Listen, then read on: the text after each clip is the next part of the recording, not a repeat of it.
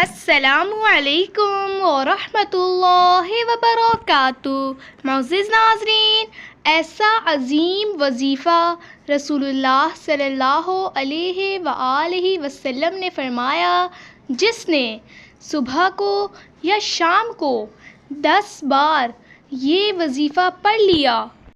بسم اللہ الرحمن الرحیم، لا الہ الا اللہ وحدہ لا شریک لہ، لہ الملک ولہ الحمد وہو علی کل شیء قدیر۔ اللہ تعالی صبح سے شام تک اس کی حفاظت کے لیے مصلح فرشتے بھیجیں گے جو شیطان سے اس کی حفاظت کریں گے۔ اس کے لیے اجر و ثواب واجب کر دینے والی 10 نیکیاں لکھی جائیں گی۔